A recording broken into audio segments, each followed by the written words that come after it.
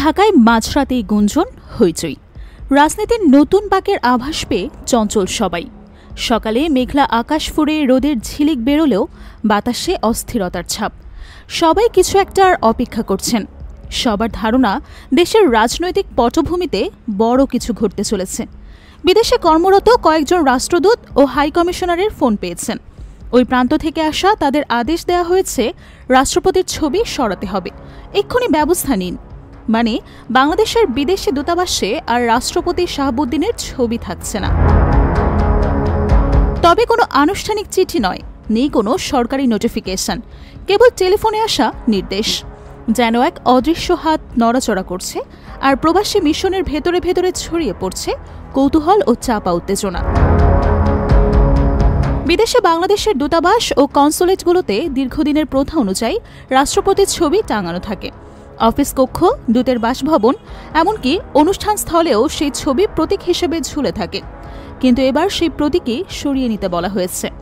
দক্ষিণ এশিয়ার একটি দূতাবাসে দায়িত্ব পালনকারী এক জ্যেষ্ঠ কূটনৈতিক নাম প্রকাশ না করার শর্তে গণমাধ্যমকে বলেছেন, ঢাকা থেকে আমাদের সরাসরি ফোন করা হয়েছে, রাষ্ট্রপতি শাহাবুদ্দিনের ছবি সরিয়ে ফেলতে হবে, এটাই বলা হয়েছে। তবে লিখিত কোনো নির্দেশ আমরা এখনো পাইনি। একই সঙ্গে দায়িত্ব দেওয়া হয়েছে এই খবর যেন আশেপাশের মিশনগুলোতেও পৌঁছে দেওয়া হয়। এই এক ফোনেই বদলে গেল বহু কূটনীতিকের কর্মপরিবেশ। এক মিশন থেকে আরেক মিশনে বার্তা পৌঁছাতে থাকলো। ফোনের পর ফোন ছুটতে লাগলো। ইউরোপের এক মিশনের রাষ্ট্রদূত আরেকজনকে জানালেন, আমরা নির্দেশ পেয়েছি, আপনারাও প্রস্তুত থাকুন। আফ্রিকার একটি কনসুলেট থেকে আবারও খবর পৌঁছালো এশিয়া প্যাসিফিক অঞ্চলে। যেন এক অদৃশ্য সুতায় বাধা বার্তা ছড়িয়ে পড়ছে পৃথিবীর এক প্রান্ত থেকে আরেক প্রান্তে। কিন্তু প্রশ্ন রয়ে গেল, কেন হঠাৎ এমন নির্দেশ? মিশনের ভেতরে আলোচনা চলতে লাগলো ফিসফিস করে। কেউ বললেন রাজনৈতিক কোনো পরিবর্তনের ইঙ্গিত কি তবে? আবার কেউ মনে করলেন এটা হয়তো কেবল প্রশাসনিক কোনো পদক্ষেপ। একজন সিনিয়র কর্মকর্তা বলেন, ছবি সরানোর কাজটি হয়তো সামান্য মনে হতে পারে, কিন্তু কূটনৈতিক সংস্কৃতিতে এর অর্থ অনেক গভীর। রাষ্ট্রপতির প্রতীকী উপস্থিতি বাদ দিলে দূতাবাসের পরিবেশটাই বদলে যায়।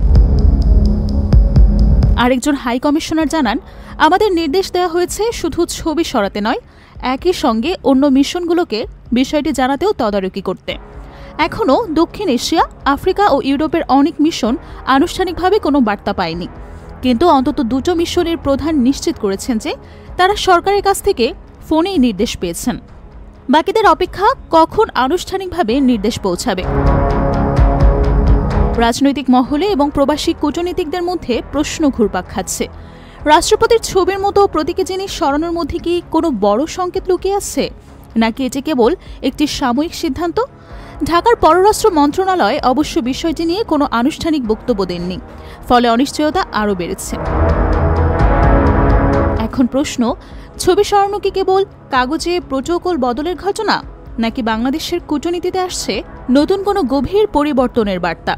এই প্রশ্নের উত্তর খুঁজতে হয়তো আরও কিছুদিন অপেক্ষা করতে হবে। তবে আপাতত ঢাকার নির্দেশই শেষ কথা। রাষ্ট্রপতির ছবি আর থাকবে না বিদেশের কোনো মিশনের দেয়ালে।